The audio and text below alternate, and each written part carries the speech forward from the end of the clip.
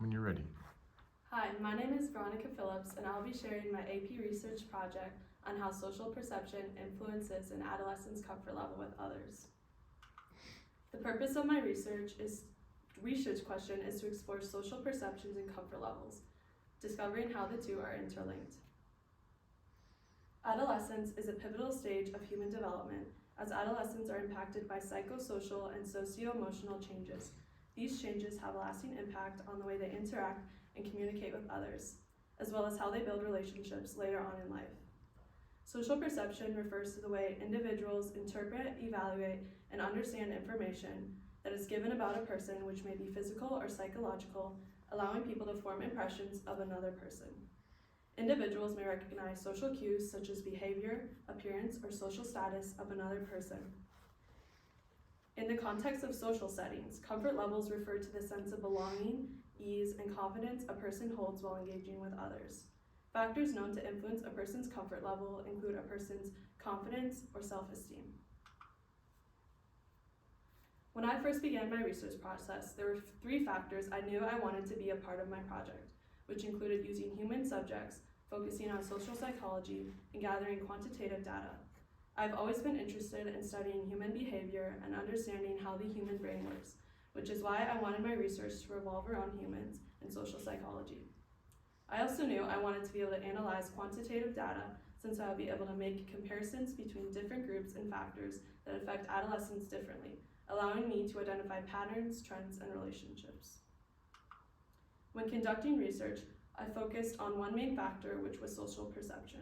I also looked at other sub-factors such as age and gender, social support, and personality type. Although social perception was the primary focus, considering these variables allowed me to explore how they interact and contribute to an adolescent's comfort level with others, giving me a more comprehensive understanding. My research's conclusions are more broadly applicable to a range of demographics and situations since they take into account several variables. The relevance of my findings was strengthened by taking into consideration the fact that different demographic groups, individuals with different amounts of social support, and people with varied personality types may respond differently to social perception. My method including sending out a survey. Sending out a survey was the optimal choice for this research question since it allowed for quantitative data analysis via pie charts, line charts, and bar graphs. A questionnaire provided extensive results showcasing the percentage of a target group's data regarding how social perception influences comfort levels. Choosing senior high students was the best demographic, as my main focus for research is targeted towards adolescents. The questionnaire was sent out to students in grades 9 through 12 at Benilde St. Margaret's School. The goal of this survey was to discover whether age, gender, personality, positive and negative social perceptions, and personal experiences have a role in an adolescent's comfort level with others. A total of 9 questions were asked in the survey, which resulted in 84 submitted answers. The results from the survey were then analyzed, observing any correlations between the variables, as well as research that was done prior.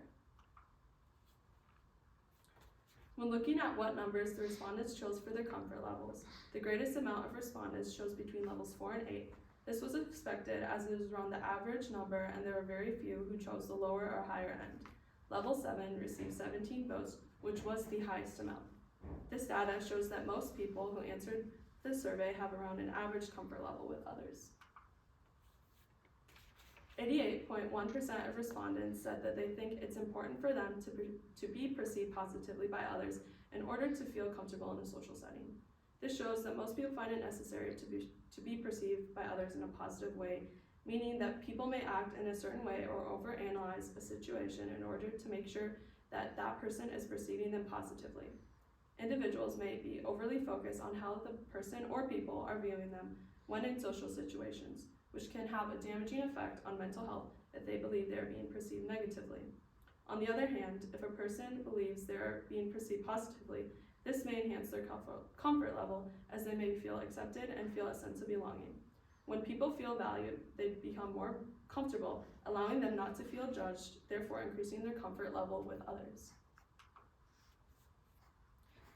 When looking at the correlation between comfort levels and preconceived notions or stereotypes about others, 47.6% of people responded that preconceived notions don't impact their comfort level. while 48.8% of people said it does.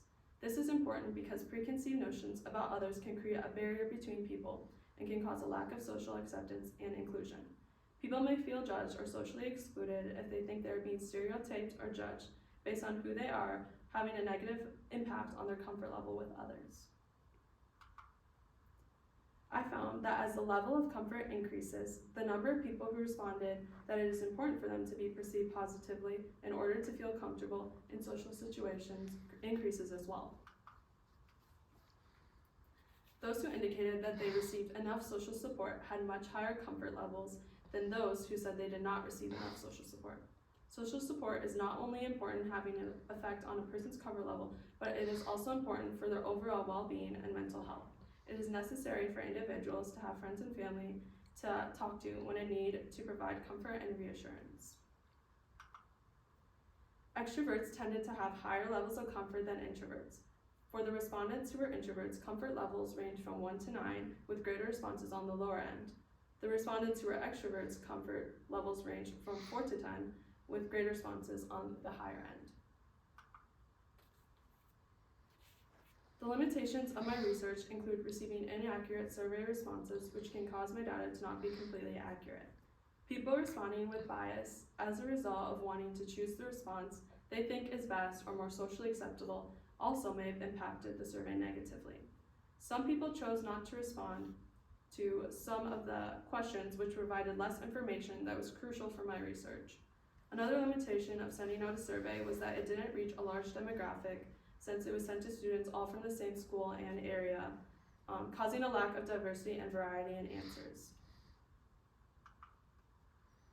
When analyzing the data resulting from the questionnaire, I found numerous correlations between social factors and comfort levels among adolescents. Males and females had a similar pattern in choosing their comfort level. There appeared to be no correlation between age and comfort levels.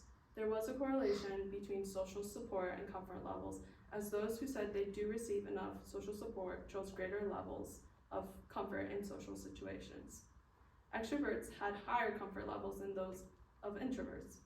There was a positive correlation between wanting to be perceived positively and comfort levels, but there was no correlation between having preconceived notions or stereotypes of others and comfort level. Recognizing the impact of social perception on comfort levels is essential for creating inclusive environments. This knowledge can inform initiatives to promote diversity, equity, and inclusion in various social settings, fostering a sense of belonging for all individuals.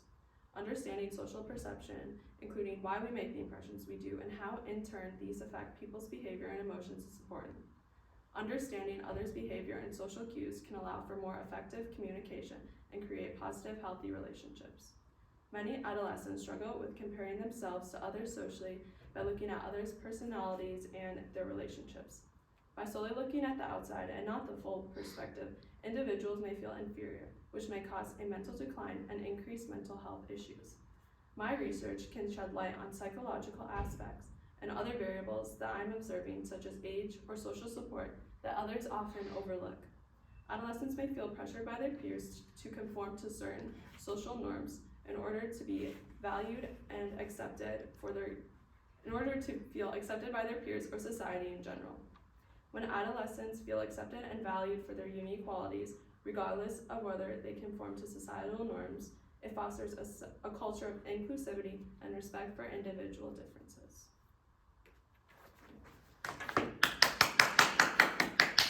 I'll insert a big clap there. It's some questions. Excuse me. How did you determine which results generated by your method were most important in informing your new understanding? I determined which results were most important by deciphering which ones were most relevant to my question. For example, I gathered data on whether there was a correlation between societal expectations and norms and comfort levels, but I chose not to include this information since it wasn't the main focus of my research. And I also chose not to include data that had no pattern but included all data that showed any unexpected trends, as this could influence future research. Okay, thank you. What are the real world implications or consequences related to your findings? Strategies targeted at encouraging healthy social interactions and lowering social anxiety might benefit from an understanding of how social perception influences an adolescent's comfort level with others. Adolescents' mental health and general well-being may be enhanced by interventions that address negative social attitudes and provide a supportive social environment. The results of the study can help develop inclusive and encouraging school settings. Peer relationships may also be strengthened by understanding how social perception influences a adolescent comfort level with others. Okay. And what was the most important research skill that you developed as a result of this process, and how might you apply it to your future endeavors? I think the most important skill that I learned was data analysis. Because I wanted to gather quantitative data for my research, it required me to do an extensive amount of analyzing data and creating graphs and charts to provide a visual representation. And I learned the best ways to organize data and illustrate trends or patterns. I did this by taking the information directly from the survey and forming charts or graphs to find correlations. I will apply this to future research endeavors as a useful tool in numerous fields because it's an effective way to draw conclusions and organize data. Okay, thank you.